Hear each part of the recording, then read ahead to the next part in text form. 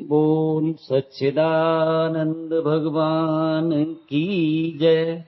जय सतगुरुदेव भगवान की जय। जय बोलो सत्य सनातन धर्म की जय। जय। आज का प्रश्न है, वह सच्चिदानंद परमपिता परमात्मा हमें कहाँ मिलेंगे और वह परमात्मा हमसे कितनी दूर है। तो शास्त्र कहते हैं परमात्मा की प्राप्ति गुरु के बिना नहीं होगी, और गुरु भी परमात्मा कहीं दूर नहीं है जो लाके हमारे पास हमारे हाथ में पकड़ा देंगे। परमात्मा का प्रकटीकरण गुरुजनों की कृपा से यदि हम में हो गया तो वही परमात्मा सर्वत्र है, यह स्पष्ट हो जाता है। अभी हमारे आपके सबकी स्थिति यही है, परमात्मा मेरे से दूर है। कोई कहीं, कोई कहीं, कोई ढूंढे कावा, कोई ढूंढे काशी, सब जगह खोज ही रहे हैं उसको। और जब तक गुरु नहीं मिलेंगे तब तक सब भटकते रहेंगे।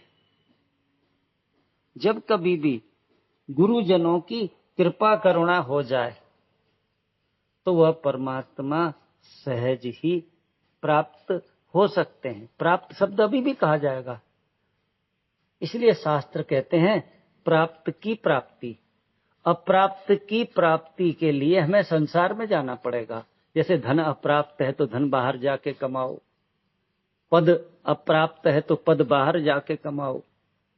पर परमात्मा के विषय में कह दिया, परमात्मा की प्राप्ति से तात्पर्य है प्राप्त की प्राप्ति।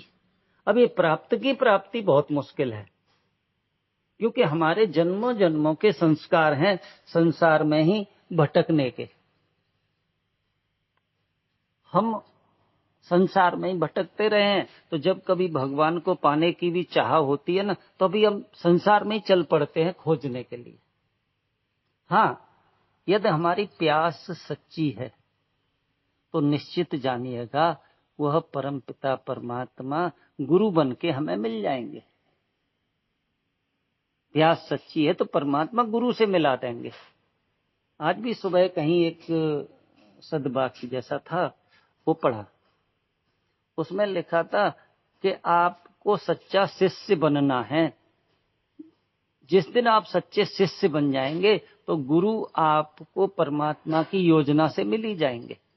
पर हम सच्चे शिष्य हैं या नहीं, केवल और केवल परमात्मा की प्राप्ति यदि हमारे जीवन का ध्येय है तो निश्चित जान लीजिए फिर परमात्मा के मिलने का आयोजन होने लगता है।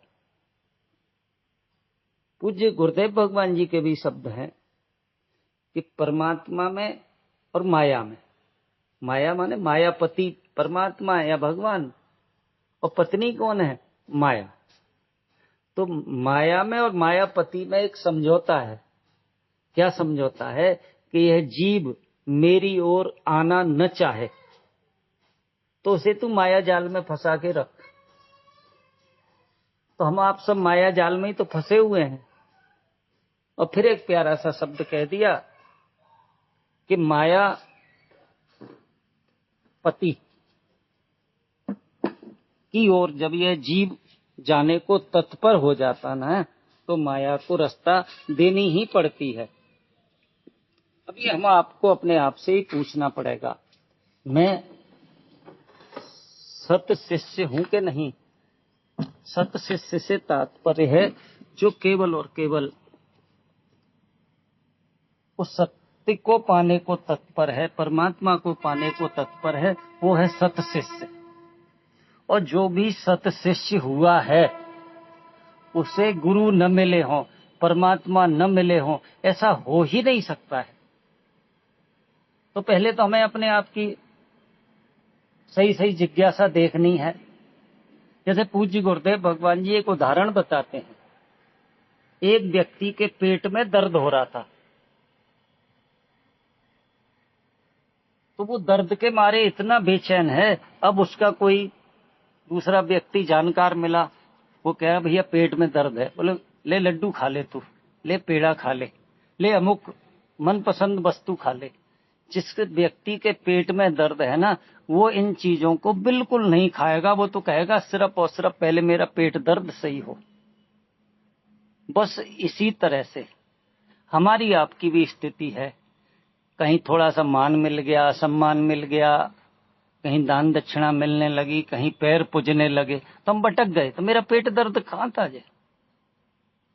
न जाने कितने लोग निकले थे परमात्मा की प्राप्ति के लिए, भटक गए। थोड़ा सा मान मिलने लगा, धन मिलने लगा, पूजा होने लगी और देहाभिमान बढ़ गया। ये देहाभिमान बढ़ गया तो समझ लो अब हमारा कल्याण नहीं है। सबसे पहले तो हमें अपने भीतर प्रकटीकरण करना है उस परम सत्ता का, और वह परम सत्ता प्रकट होने को तत्पर है। ये खुद ही का पर्दा है ना अहंकार का, यही बाधा है। खुद ही पर्दा है दीदार के लिए, वरना कोई नकाब नहीं यार के लिए। तो प्रकटीकरण कब होगा? ये अहंकार समाप्त हो जाए। और अहंकार क्या है? देह और अंतःकरण को अपना आपा मानना। जब तक हम देह और अंतःकरण को मैं मान के जी रहे हैं, तब तक हम परमात्मा से दूर थे, हैं, रहेंगे। कोई ऐसे सद्गुरु मिल जाए जो हमारा अहंकार निवृत्त करें। जैसे घड़े में मिट्टी को प्रकट करना है, मिट्टी तो पहले से ही, घड़ा पूरा का पूरा मिट्टी है, पर घड़ा ऐसा घड़ा बन गया, भूल गया मिट्टी क्या है, कैसे है। कथा तो सुनते हैं मिट्टी की, मिट्टी से सब उत्पन्न हुए हैं, मिट्टी सब बर्तनों की भगवान है, पर घड़ा घड़ा वाली सोच नहीं सोच रहा है, छोड़ नहीं रहा है वो कि मैं घड़ा नहीं हूं। तो कोई ऐसा संत सद्गुरु जन मिल जाए जो घड़े को बता मैं कि तू भीतर डूब, खोज तू कितना प्रतिशत घड़ा है और कुछ भी है कि नहीं। और डूबा, डूबते डूबते कहता है जी मैं मिट्टी हूं। तब वो दूसरा घड़ा जो गुरु था ना, वो कहता है रुक, अब बता तू कितने प्रतिशत घड़ा है, कितने प्रतिशत मिट्टी है, और घड़े में किस जगह तू नहीं है। और डूबा, डूबते डूबते कहता है 100% मिट्टी ही मिट्टी है, मिट्टी के सिवा मैं कुछ नहीं हूं। ये घड़े में मिट्टी का प्रकटीकरण हुआ। बस अब वो दृष्टि मिली, अच्छा तू मिट्टी होके देख। अब वह मिट्टी होके देख रहा है ना, तो मिट्टी होकर के देखने का अर्थ सुराही भी मैं हूं, सकोरा भी मैं हूं, पत्थर भी मैं हूं, ईंटा भी मैं हूं, मकान भी मैं हूं, और तो और पेड़ भी मैं हूं, पहाड़ भी मैं हूं। ये पेड़ हम आप समझने जब जाएंगे ना, एक छोटा सा बीज हमने डाला था, आम का, बरगद का, पीपल का, छोटे से बीज से मिट्टी ही ट्रांसफर होकर, रूपांतरित होकर के इतना बड़ा वृक्ष बन गई। पर भेद दृष्टि के कारण ये नीम है, ये बरगद है, ये आम है। पर जब उसमें अभेद दृष्टि मिली ना, तब पता लगेगा आहा हम एव इदम सर्वम, ये सब मैं ही तो हूं, ये मिट्टी कह रही है। ऐसे ही जिनके पास वह परमपिता परमात्मा मिल जाता है ना अपने भीतर, वही कहते हैं यत पिंडे सह एव ब्रह्मांडे। पहले गुरु ने बताया अपने में खोज, अपने में खोजने जब उतरे तो अपने में मिल गया। मान के चलो हमें अपने में परम प्रभु अपने में ही पायो। अच्छा मिल गया, अब एक शब्द और फिर, अब गुरु ने कहा भीतर बाहर एक ही जानो। यह है गुरु ज्ञान बताइए। गुरु ने कह दिया भीतर बाहर एक ही है। तू भीतर है ना जो समझ रहा है अपने आप को इतने भर में, वो तू ही तो सर्वत्र है, सदा है, व्यापक है। बस बात बन गई। सदगुरु द्वारे पर गजब हो गया और अहम ब्रह्म जान के जगत खो गया। अब जगत है, पर जगत में ही जगदीश के दर्शन होने लगे। कोई बिरला ही भक्त जो जान जाता है, वो कहता है जिधर देखता हूँ उधर तू ही तू है, और तेरी ही रंगत तेरी ही बू है। ऐसा कभी हो जाए तो यही उस परम सत्ता का प्रकटीकरण है, जिसके लिए ज्ञानी के लिए कह दिया। ज्ञानी कहता है अहम एव इदम सर्वम, पहले तो कहता है ब्रह्म एव इदम सर्वम, फिर कहता है अहम एव इदम सर्वम, ये सब मैं ही तो हूं। पर मैं यानी मिट्टी बोले बर्तनों को देख करके ये सब मैं ही हूं, ऐसे ही वह सच्चिदानंद बोले कि सब माया के पीछे मैं ही हूं। पर माया के पार जाने के लिए पूज्य गुरुदेव भगवान जी बताते हैं कि बिना गुरु के माया के पार नहीं जा सकता है। भगवान कृष्ण जी कह रहे हैं अर्जुन से, हे अर्जुन मेरी माया बड़ी दुरत्या है। दुरत्या माने बहुत मुश्किल है इससे पिंड छूटना। हाँ, यदि तू इस माया से बचना चाहता है तो मामेकम शरणम ब्रज, मुझ एक की शरण में आ जा। ऐसे ये जीव माया में फंस गया है। जितना सत्संग, जितनी भी कथाएं हैं तो इस जीव के लिए कि जीव अपने आप को जान। इसीलिए सत्संग क्या है? अपने आप को जानने का एक स्थान। तभी कह दिया हे जीव स्वरूप है लखियो रे, माया में न फंसियो नहीं। माया मत फंस, स्वरूप को लख। जब जीव ने अपने स्वरूप को जाना तब फिर जीव भी कह उठा कि मैं तो सर्वत्र हूं, सदा हूं, सब में हूं। पर यह ज्ञान किसने दिया? गुरु ने। जीव और परमात्मा जुदा रहे बहुकाल, सुंदर मेला कर दिया, सतगुरु मिले दलाल। सदगुरु मिल गए, पहले तो परमात्मा का प्रकटीकरण मुझ में हुआ, और मुझ में हो गया ना, फिर पता लगा सब में वही है।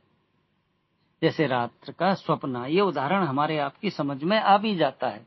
रात्रि का सपना, आपके सिवा वहां कुछ भी नहीं था। रात में पेड़, पहाड़, पत्नी, बेटा, कुत्ता, बिल्ली, बंदर सब आप ही थे, बल्कि आप ही सब कुछ बन गए थे। और जब आंख खुली तो आप ही आप बचे, आप जगते ही आप बचे।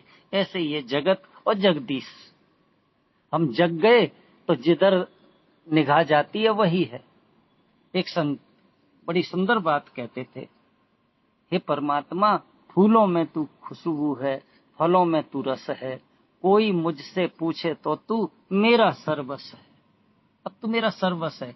इधर भी देखूं उधर भी देखूं, हर जहां तेरा नूर दिखे। हर जहां भी जीवन है, जब हमारी दृष्टि ऐसी हो जाएगी ना, पेड़ में, पहाड़ में, कुत्ता, बिल्ली, बंदर, फिर और हम जाएंगे ना, एक सूरज का भी जीवन काल है, चंद्रमा का भी जीवन काल है, मकान है इसका भी जीवन काल है। तो हर जहां तेरा नूर दिखे, जहां भी जीवन है सबका जीवन वही है, परमपिता परमात्मा। तो ऐसी दृष्टि मिल गई तो फिर हर जहां तेरा नूर दिखे, बस तू ही तू भरपूर दिखे। ख्वाबों में तू, ख्यालों में तू, नजरों में तू, नजारों में तू, हर जगह वही दिखने लगा। पर ऐसी स्थिति के बाद भक्त कहता है, कोई कहे मुझे पागल, दीवाना कहे, नाम में तेरे किंकर यूं ही बहता रहे, चढ़ी रहे तेरी नाम खुमारी, तन मन इसमें चूर रहे, बस तू ही तू भरपूर दिखे। ऐसा भाव हो जाता है तो यही परमात्मा का प्रकटीकरण है।